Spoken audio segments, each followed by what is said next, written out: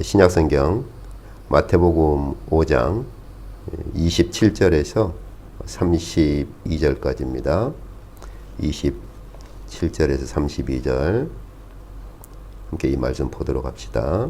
27절부터입니다. 또 간음하지 말라 하였다는 것을 너희가 들었으나 나는 너희에게 이르노니 음욕을 품고 여자를 보는 자마다 마음에 이미 간음하였느니라. 만일 내 오른 눈이 너로 실족하게 하거든 빼어내 버리라. 내 백체 중 하나가 없어지고 온 몸이 지옥에 던져지지 않는 것이 유익하며, 또한 만일 내 오른손이 너로 실족해 하거든 찍어내 버리라. 내 백체 중 하나가 없어지고 온 몸이 지옥에 던져지지 않는 것이 유익하니라. 또 일러스되 누구든지 아내를 버리려거든 이혼 증서를 줄 것이라 하였으나 나는 너희에게 이르노니 누구든지 음행한 이유 없이 아내를 버리면 이는 그로 간음하게 하며, 또 누구든지 버림받은 여자에게 장가 드는 자도 간음함이니라. 아멘. 이제 저희가 지난 시간에 주님께서 이 말씀을 하시게 되는 그 배경이 무엇인가 하는 것을 보았었죠. 그 당시 그 서기관들이 간음하지 말라라고 하는 이 계명을 이해하고 또 해석하고 가르칠 때는 문자적으로만 이해를 했던 것이죠. 그래서 실제로 육체적인 간음이 아니면 그들은 간음하지 말라라는 계명을 어기지 않았다라고 생각을 할 수가 있었고, 또 실제로 그렇게 생각을 했었죠. 그런데 이제 더 중요한 것은 앞 시간에 함께 살펴본 것처럼 이제 31절에서 주님께서 이 간음하지 말라라는 계명과 관련해서 그 당시에 이런 서기관이나 바리새인이나 그 당시 사회가 이 계명과 관련해서 그 사회에 팽배했던 사회에 그 당시에 그들의 사회가 가지고 있었던 것 중에 하나를 지적하시지요. 그것이 이제 31절입니다.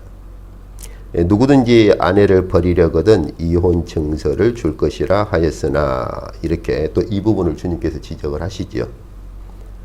그래서 앞 시간에 본 것처럼 그들은 그 신명기서에 있는 계명, 네 아내를, 신명기 24장에 있는 그 계명처럼 네 아내를 데려왔을지라도 네가 합당하게 생각하지 않거든 그 아내에게 이혼 증서를 써가지고 보내라.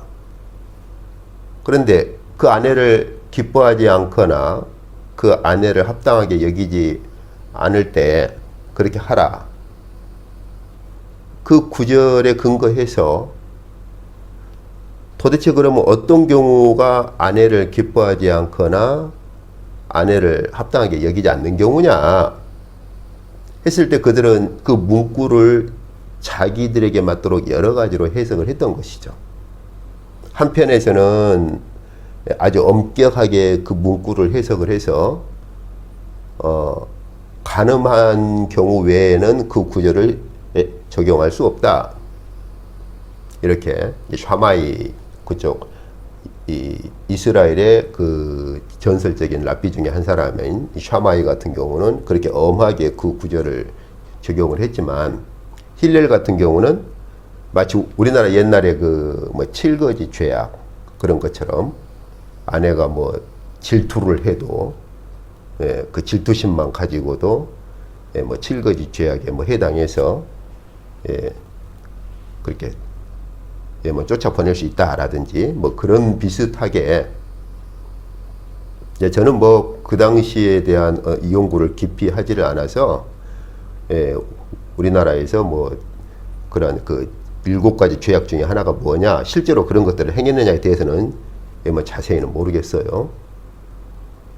그런데 실제 그 당시 이스라엘에서 신명기 24장 있는 것처럼 아내를 데려왔지만 그 아내를 기뻐하지 않거나 합당하게 여기지 않으면 이혼 정서를 써가지고 돌려보내라고 했을 때, 그러면은 그 어떤 경우에까지 그 문구를 적용할 수 있을 것이냐. 그럴 때 힐렐 계열이라든지 어떤 한쪽 부류 같은 경우는 심지어 아침 준비를 좀 이렇게 게을리하거나 소홀히 한다. 그런 것까지도 그 구절을 적용을 한단 말이죠. 그래서 그냥 신명기에서 있는 것처럼 자기 아내를 합당하게 여기지 않거나 기뻐하지 않는 것으로 적용을 해서 그렇게 보낸다든지 이제 그런 일들이 발생했던 것이죠. 그래서 이 그 신명기서의 적용을 가지고 랍비들 간에 여러 가지 해석들이 굉장히 많아요. 어느 선까지 적용할 것이냐, 그 구절을 간음에만 한정을 할 것이냐, 아니면 그 외에 일상생활에까지 막 걸고 그렇게 들어갈 수 있는 것이냐, 도대체 아내를 기뻐하지 않고 합당하게 여기지 않는다. 도대체 어디 선까지 적용을 할 것이냐. 왜냐하면 저희가 지금까지 본 것처럼 서기관들이나 그쪽 바리새인들 같은 경우는 율법을 문자적으로만 풀려고 하니까, 문자적으로만 해석을 하려고 하다 보니까 그런 문제들이 발생을 할 수밖에 없었던 것이죠. 그래서 그 주님께서 하신 말씀이 바리새인들이 아내와 헤어지는 경우에 대해서 이제 물었을 때 주께서 창조의 원리로 본다면은 그렇게 할 수 없는 것이다. 그러니까 바리새인들이 묻죠. 모세는 왜 그럼 이혼 정서를 써가지고 보내라고 했습니까? 그때 주님께서 하신 말씀이 그거죠. 너희가 워낙 악하니까, 너희가 악하기 때문에 그냥 아내를 버리면 그 아내가 이혼당했다는 증거도 없고 아주 많은 문제가 생기니까 너희가 악하기 때문에 모세가 그렇게 한 것이지 원래는 그런 것이 아니다. 주님께서 이 산상보훈에서 말씀하고자 하시는 것은요, 문자적인 문제가 아닙니다. 마음의 문제를 가지고 주님께서 이 계명의 말씀을 어떻게 이룰 것이냐, 마음으로 우리의 영적인 문제를 가지고 말씀을 하시는 거예요. 한 번 더 봅시다. 마태복음 5장 22절 볼까요? 살인하지 말라. 살인하면 심판을 받게 될 것이다. 너희는 지금 그런 계명을 너희가 들어왔지만은 나는 너희에게 이르노니. 산상보훈을 선언하시는 주께서는 다시 그 구약의 말씀을 어떻게 이루시고 성취하시느냐. 나는 너희에게 이르노니 형제에게 노하는 자, 즉 분노하고 형제에 대해서 나가라고 아주 분노에 가득 차서 욕을 하거나, 그 다음에 이제 미련한 놈, 그 모래라고 하는 것, 아주 형제를 정죄하고 저주하는 것이죠. 이런 것들은 전부 다 마음에 대한 문제예요. 그러니까 너희가 문자적으로는 형제를 뭐 칼로 죽이거나 물리적으로 죽이지 않더라도 이미 너희가 마음속에 형제에 대해서 분노를 하고 그 분노에 가득 차서 욕을 한다든지, 그런 것도 바로 심판의 대상이다. 마치 그런 것처럼 오늘 그 간음에 대한 문제도 마찬가지입니다. 너희가 육체적인 간음을 안 했으면 너희가 간음을 안 했다고 생각하느냐, 그것이 아니라는 거예요. 앞주에도 제가 실례를 든 것처럼 다른 여인을 보고 참 저 여인이 좋다라고 마음에 이미 다른 마음을 품었으면 그때부터는 자기 아내를 쫓아낼 구실을 그렇게 찾는 것이죠. 뭘로 걸어가지고 그렇게 쫓아낼 것인가. 그래서 오늘 주님 말씀은 너희가 이미 다른 여인을 보고 너희가 음욕을 품었다면 너희는 실제로 간음을 한 것이다. 그 당시 이런 서기관들의 문구 적용으로 봤을 때 내가 저 여인과 살고 싶을 때 내 아내를 쫓아낼 수 있는 구실을 찾으려고만 하면 얼마든지 구실을 만들어낼 수 있는 것이죠. 신명기서에 있는 말씀처럼 내 아내를 내가 기뻐하지 않는다. 합당하게 여기지 않는다. 그 구실을 문자적으로 갖다 붙이려고 하면 얼마든지 할 수 있는 것이죠. 근데 오늘 그래서 오늘 주님께서는 하시는 말씀이 그거죠. 너희가 문자적으로 육체적인 간음을 안 했다고 그래서 너희가 그 율법을 지켰다고 생각하느냐? 나는 너희에게 이르노니 그 마음의 문제를 주께서 말씀하시는 거예요. 너희 마음에 이미 다른 여인에 대해서 어떤 욕망이 발생하면 그건 이미 간음한 것과 같은 것이다.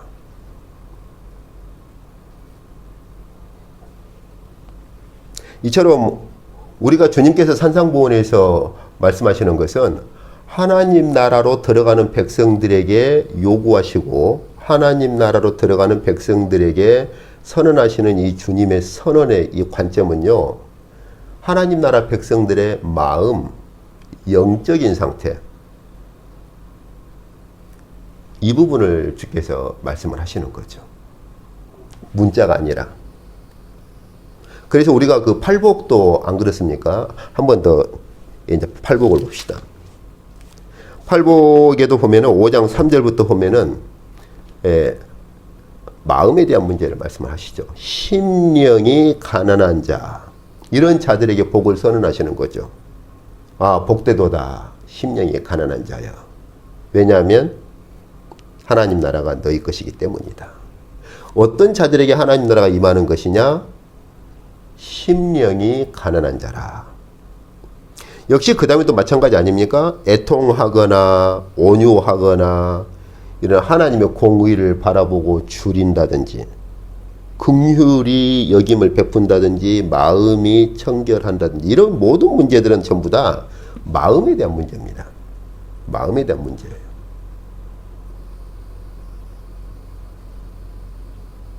하나님께서 예수 그리스도를 보내시고 예수 그리스도를 통해서 부르는 자들은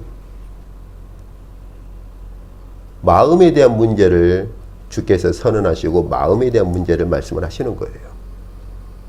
서기관들처럼 문자 몇 가지를 어떻게 지킬 것이냐, 그 문제가 아닌 것이죠.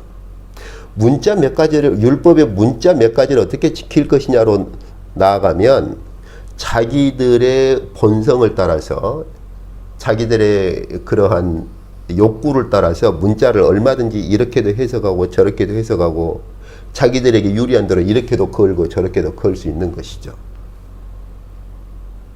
그런데 이것은 사실 이미 하나님께서 에스겔 선지자를 통해서 약속을 하신 거예요. 한번 우리가 아침에 묵상기도 때 읽었습니다마는 에스겔서 한번 36장을 보시죠. 에스겔 36장입니다. 하나님께서 에스겔 선지자에게 약속하시는 약속이 있습니다. 앞으로 어떠한 이스라엘을 회복하실 것이냐, 어떠한 이스라엘 혹은 어떻게 이스라엘을 회복하실 것인가 하는 것입니다. 저희가 묵시와 계시에서 계속 보았습니다마는 이 에스겔 선지자에게 말씀을 주신 때는 이스라엘 백성이 바벨론 포로로 끌려가 있는 상황에서 주신 말씀이죠. 그리고 특히 에스겔 선지자는 바벨론 포로로 끌려가 있을 때 그 포로로 끌려가 있는 이스라엘 백성들과 함께 활동했던 선지자입니다. 요즘 다니엘하고는 좀 다르죠? 그러면은 바벨론 포로로 끌려가 있는 그 이스라엘 백성들과 함께 활동하고 있는 에스겔 선지자에게 주신 약속이 무엇입니까? 오늘 에스겔서 36장을 보시면은 24절부터 보시면은 내가 너희를 여러 나라 가운데서 인도해서 여러 민족 가운데서 이렇게 모아가지고 데리고 본국으로 내가 돌아가도록 하겠다. 그러면서 이스라엘을 어떻게 새롭게 하실 것이냐. 26절에 보시면은 새 영을 너희 속에 두어서, 새로운 영을 그렇게 주시겠다는 거예요. 새로운 영을 가진 이스라엘. 그리고 뭡니까? 새 마음, 새 영과 새 마음을 두겠다는 거죠. 즉 새 영과 새 마음으로 이루어지는 새로운 이스라엘을 세우시겠다는 겁니다. 그리고 27절에 보면 그걸 어떻게 이루실 것이냐, 어떻게 새 영과 새 마음을 그렇게 새로운 이스라엘에게 주실 것이냐. 27절에 보니까 하나님께서 내 영을 너희 속에 둘 것이라. 하나님의 영, 하나님의 성령을 우리 가운데 그렇게 둘 것이다 하는 거죠. 그래서 너희로 내 율례를 행하게 하리니 너희가 내 규례를 지켜 행할지라.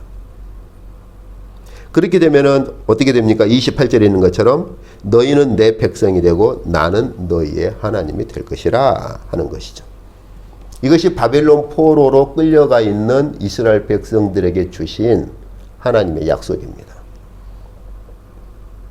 하나님께서 새로운 이스라엘을 세우시겠다는 거예요. 그 새로운 이스라엘은 어떤 새로운 이스라엘이냐? 새로운 영과 새로운 마음을 받은 이스라엘. 근데 어떻게 새로운 이스라엘이 새 영을 받고 새로운 마음을 받을 것이냐? 하나님께서 하나님의 성령을 그들 안에 두시겠다라고 약속을 하시는 겁니다. 그래서 하나님의 성령을 따라 하나님의 계명을 지키도록 하겠다라는 것입니다. 이 하나님의 약속처럼 오늘 주님께서 산상보훈에서 선언하시는 것이 그것입니다. 바로 심령이 가난한 자들, 심령이 가난하기 때문에 눈물을 흘릴 수밖에 없는 자들, 심령이 가난한 자로 서서 눈물을 흘리는 가운데서도, 그 애통함 가운데서도 온유함을 잃지 않고 더 나아가서 다른 사람에게 긍휼을 베풀고 마음이 청결한 자로 그렇게 서는 자들, 그러한 자들은 율법을 문자적으로 지키지 않는다는 것이죠. 서기관과 바리새인들은 사람을 물리적으로 죽이지 않으면 나 살인하지 말라란 계명 어기지 않았어? 라고 생각하는 것이죠. 그들은 마음속으로 분노하고 혹은 형제를 그렇게 멸시하기도 하고 판단도 하고 심지어 정죄까지 할지라도 그들은 그건 마음의 문제지, 내가 물리적으로 형제를 죽이지 않았으면 나는 살인하지 말라라는 계명 어기지 않았어 라고 생각하는 것이죠. 간음에 대한 것도 내가 물리적으로 혹은 신체적으로 내가 간음을 안 했으면 난 그 계명 어기지 않았어 라고 생각하는 것이죠.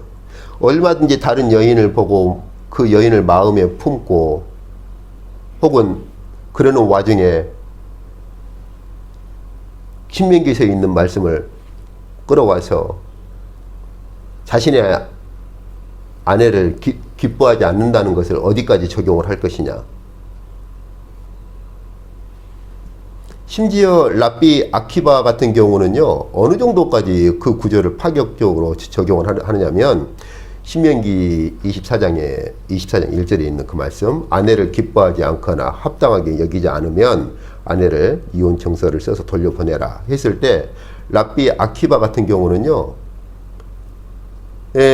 자기 아내가 다른 여인보다 더 못하다고 느끼는 것, 그것까지도 그 구절을 적용할 수 있다라고 말을 해버려요. 그렇게 쉽게 말하면 저 여인이 내 아내보다 훨씬 더 나은데 라고 느꼈을 경우까지도 그 구절을 적용을 할 수 있다라고까지, 그렇게까지 랍비 아키바라는 랍비는 그 선까지 그렇게 적용을 해요. 문서에 보면.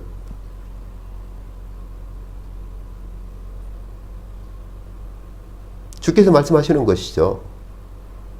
그런 것이 아니다. 너희가 신체적인 그런 간음이 아니라 할지라도 너희는 지금 아내를 내보낼 때 이혼 증서를 써서 보내라는 그 구절, 그 구절의 배경이 바로 신명기에서 24장 1절에 있는 그 구절 아닙니까? 저희가 앞 시간에 본 것처럼. 너희가 그런 식으로 그 구절을 적용을 해가지고 마음에 어떤 다른 여인에 대한 마음을 품거나 그런 것도 이미 너희는 간음을 한 것이다 이거죠. 근본적인 문제는 마음에 대한 문제다 이것이죠. 그런데 이제 우리가 오늘날 이 산상보훈의 말씀을 접하면 굉장히 당혹감을 느끼죠. 안 그렇습니까? 이렇게까지 적용을 하면 걸리지 않을 사람이 누가 있겠느냐 하는 것이죠. 그건 뭐 여러분들만이 아니라 제 자신도 마찬가지입니다. 그렇게까지 적용을 하면 뭐 저라고 뭐 그렇게 마음의 문제를 이렇게까지 적용을 했을 때 뭐 저라고 부담이 없고 저라고 안 걸리겠어요. 그래서 산상보훈을 해석하는 학자들 가운데는 심지어 그러한 도대체 이 구절을 이렇게까지 적용을 할 수 있느냐라는 그런 부담 때문에 어떤 학자들은 이제 초종말론주의로 가버리기도 하죠. 이 구절은 지금 이렇게 지켜란 것이 아니라 주님 재림하실 때 이루어질 것이다 라고 이렇게 밀어버리기도 하는 거예요. 그러나 분명히 주님께서는 현재 시제를 쓰고 있다는 사실입니다. 하나님 나라의 복의 선언도 복되도다. 심령이 가난한 자들이여 지금 하나님의 나라가 너희 것이기 때문이다. 저희가 팔복을 볼 때 샌드위치 구조, 햄버거의 구조라고 했었죠. 맨 첫 번째와 여덟 번째 그 복 선언은 현재 상황을 말하는 거예요. 현재 시제예요, 현재 시제. 그리고 이제 두 번째부터 이제 일곱 번째까지는 미래에 완성될 특성을 얘기를 하죠. 현재 이미 시작된 하나님 나라의 특성이 무엇이며 앞으로 완성될 하나님 나라의 특성이 무엇인가를 전체, 현재와 미래 전체를 다 이렇게 감싸가지고 주께서 산상보훈에서 하나님 나라를 선언을 하시는 거거든요. 미래만이 아니에요. 뭐 저도 뭐 사실 산상보훈을 읽으면 굉장히 어떤 압박감도 느끼고 어떻게 우리가 이렇게 살 수 있을까? 그런 뭐 당혹감 느끼죠, 저도. 그러면 어떻게 우리가 주께서 산상보훈에서 선언하신 것을 어떻게 우리가 이런 것들을 우리가 받아들이고 어떻게 이 산상보훈의 가르침이 우리 안에 들어오도록 할 것이냐. 근데 이미 하나님께서 말씀하시기를 새 영과 새 마음을 줄 것인데 그것은 성령으로 이루어지는 것이다 라고 말씀을 하시는 것이죠. 성령으로. 야고보서를 좀 볼까요?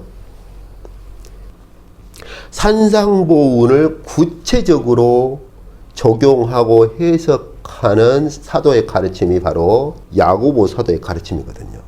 그래서 우리가 이제 야고보서를 보면 산상보훈에 있는 말씀을 그대로 인용한 그 산상보훈의 말씀을 그대로 가져온 구절들도 있고 어떤 구절은 산상보훈의 말씀을 약간 이제 변형시킨 패러프레이즈 한다고 그러죠.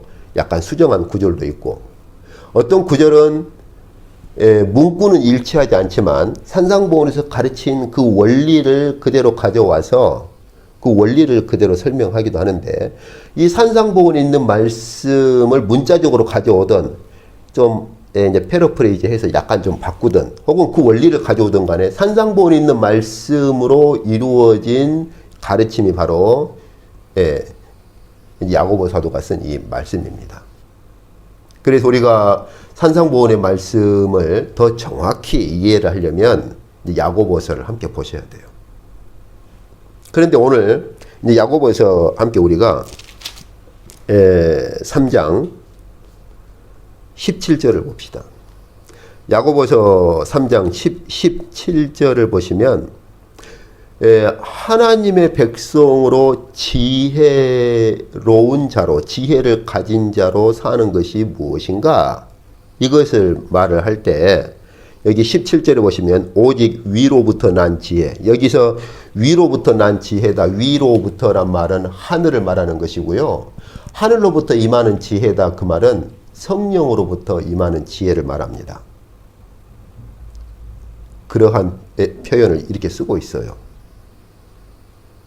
그래서 하늘로부터 임하고 하나님으로부터 출생한다라고 할 때도 위로부터 출생한 자라, 그런 표현을 쓰기도 합니다.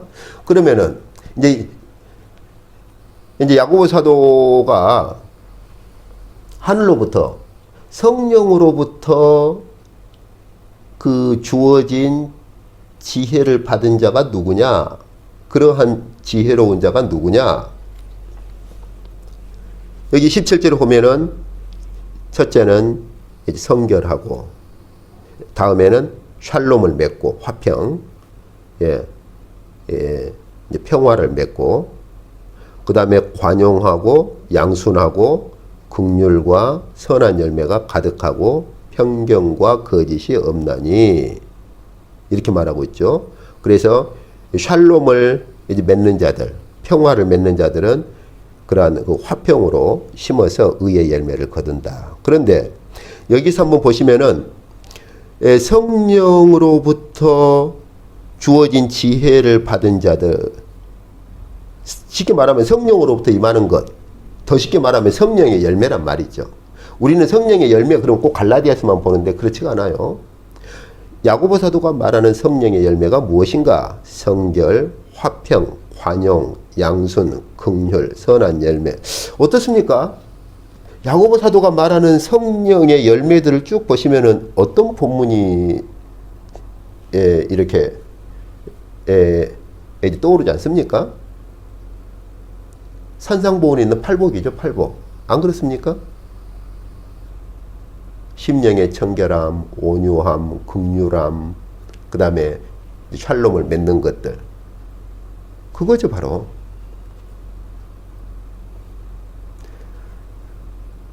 저희가 한 가지 생각을 해야 할 것이 있습니다. 많은 사람들이 이 일을 제기하고 저도 또한 쉽지 않는 것처럼 주께서 팔복을 선언하시고 그 팔복을 품은 자들은 하나님의 말씀을 서기관과 바리새인처럼 접하지 않는다라는 사실입니다. 그렇기 때문에 팔복을 품은 자들은 서기관과 바리새인보다 더 나은 의의를 가진 자들이 되지요. 왜냐하면 서기관들처럼 문자적으로 말씀을 이렇게 취급하지 않으니까. 그럼 어떻게 취급합니까? 새로운 영으로, 새로운 마음으로 계명을, 주께서 완성하신 그 계명을 바라보고 주께서 완성하신 그 계명을 품는 것이죠. 근데 이게 어떻게 가능하냐 하는 것입니다. 어떻게? 오늘 야고보 사도가 말하는 것처럼 그것은 하늘로부터, 성령으로부터 임하는 지혜를 받은 자들, 즉 성령의 열매를 맺는 자들에게서 이루어지는 것들입니다. 이것이 어느 정도의 열매를 맺느냐 하는 것은 별개의 문제입니다. 어떤 사람에 따라서는 어린 아이와 같은 분량의 이제 열매를 맺기도 할 것이고, 어떤 사람들은 훨씬 더 성숙한 큰 열매를 맺기도 하겠지요. 그래서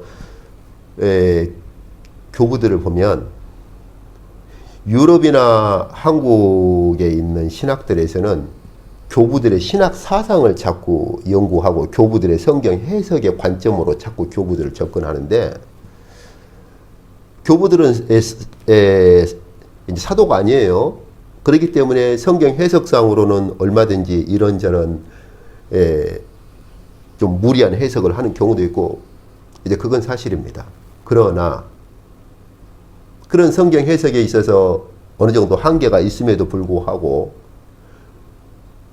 교부들이 실제 자신의 그 믿음의 길을 걸었던 신앙의 삶은 정말 오늘날 우리가 정말 그 추측하거나 우리가 이렇게 우리가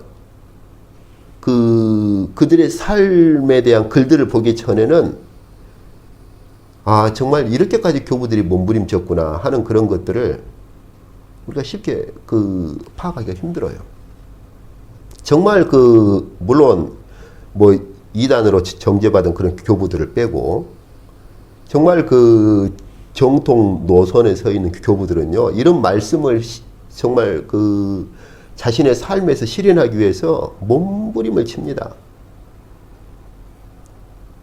정말 하나님의 그런 형상을 닮아가는 삶을 이루기 위해서 몸부림을 쳐요, 교부들이.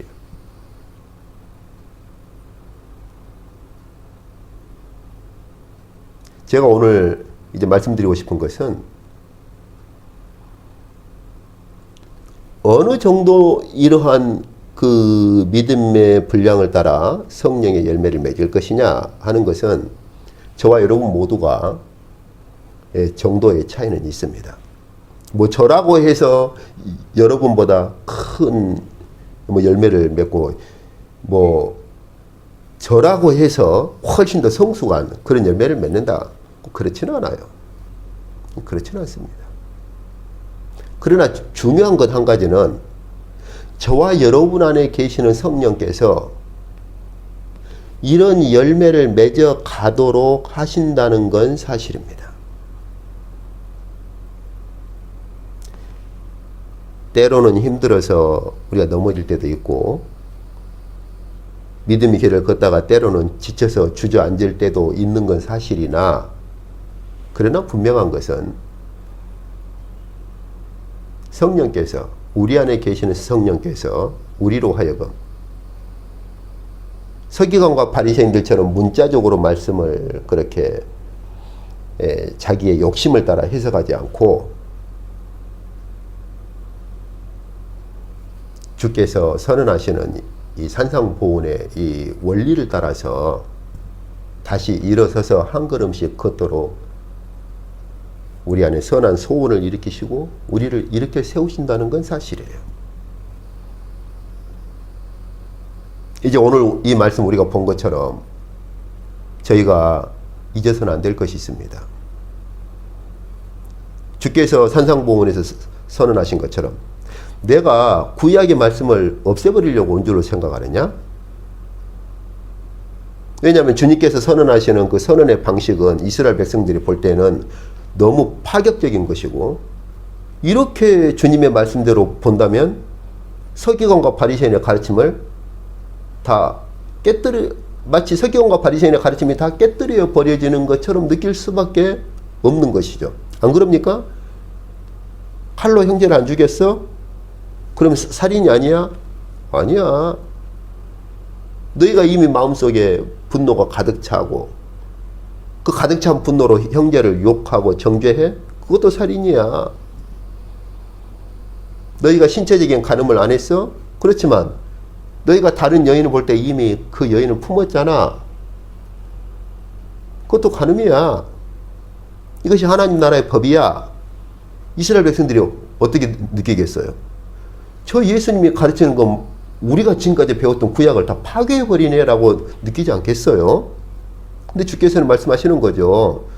나는 율법과 선지자 구약의 말씀을 파괴하고 없애버리려고 온 것이 아니고 오히려 그것을 이루고 성취하려고 온 거다라고 말씀을 하시는 거죠. 그렇기 때문에 주께서 구약의 말씀을 이루고 성취하려고 오셨기 때문에 이제는 너희가 서기관과 바리새인의 의 가지고서는 결코 하나님 나라에 못 들어가는 거야. 하나님 나라에 들어갈 수 있는 의는 뭐냐? 그들의 의보다 더 나아야만 돼. 그럼 서기관과 바리새인의 의보다 더 나은 것이 무엇이냐를 주께서 구체적으로 말씀하시잖아요. 마음에 대한 문제다. 너희가 마음으로 분노하고 그 분노하는 마음으로 형제를 욕하고 정죄해? 너희가 마음으로 다른 여인을 이미 품고 네 아내를 쫓아낼 구실을 만들려고 해? 오늘 말씀처럼 하나님께서 새로운 이스라엘로 세우시는 저와 여러분은 새 영과 새 마음으로 세우시는 이러한 이스라엘입니다. 근데 그것을 어떻게 이루시느냐? 성령으로 이루신다는 것이죠. 그래서 저희가 문자적으로 볼 때는 우리는 서기관과 바리새인보다 더 나을 수가 없어요. 안 그렇습니까? 그들이 얼마나 율법을 문자적으로 지키려고 철저하게 그들의 길을 걸었습니까? 그러나 근본적인 건 하나님께서 예수 그리스도를 통해서 말씀하시는 그 근본적인 건 문자가 아니라 새 영과 새 마음이라는 것이죠. 비록 우리의 삶이 그들보다 당연히 더 못하겠죠. 그럼에도 불구하고 우리 안에 계신 성령을 따라서 우리가 우리의 새 영과 새 마음을 따라서 성령 안에서 우리가 한 걸음씩 한 걸음씩 걸어가는 것이 오히려 서기관과 바리새인보다 훨씬 더 나은 것이다라고 말씀을 하시는 것이죠. 전에도 제가 말씀드린 바 있습니다마는 성령께서 우리를 새 영과 새 마음으로 변화시키시고 성령께서 우리를 이끌어 가시는 건요, 결국은 그 목표점이 무엇이냐? 주님의 형상을 닮도록 만들어가는 거예요. 근데 서기관과 바리새인들은 아무리 그들이 철저하게 율법을 문자적으로 지켜도 그들은 결코 주님의 형상을 이루지 못합니다. 안 그렇습니까? 그들이 아무리 철저하게 율법을 해석을 하고 적용하고 살아도 그들은 주님의 형상을 결코 이루지를 못해요. 그러나 우리는 표면으로 드러난 삶은 그들보다 미숙할는지 몰라도 우리 안에 계신 성령을 따라 우리가 새 영과 새 마음으로 서기를 소원하면 우리는 조금씩 조금씩 주님의 형상을 이루어간다는 사실입니다. 그것은 서기관과 바리새인보다 훨씬 더 나은 것입니다. 하나님 나라의 관점에서. 저와 여러분이 지칠 때도 있고 힘들 때도 있고 또 실수할 때도 있고 넘어질 때도 있지 않습니까? 저도 그렇습니다. 저도 마찬가지예요. 저도. 그런데 우리 안에 계신 성령께서 우리를 그래도 결국은 다시 일으켜 세우시고 우리를 이끌어 가신다고 하는 사실을 잊어서는 안 될 것입니다.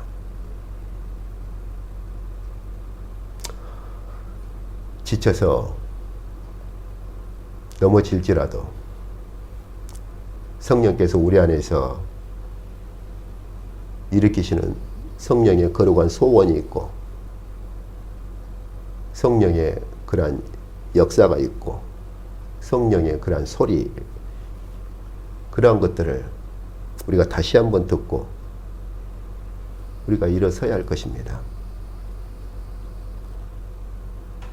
그래서 5년 후에 10년 후에 혹은 주님께서 부르시기 직전에 우리가 이러한 산상보훈에서 선언되는 이 말씀의 열매를 정말 털끝만큼이라도 더 이루어 갈 수만 있다면 그건 하나님 나라의 복된 것이고 하나님 나라의 생명의 열매가 될 것입니다. 주께서 성령으로 우리 안에 거룩한 은혜와 열매를 맺는 복과 은혜를 베푸시기를 원합니다. 기도하시겠습니다.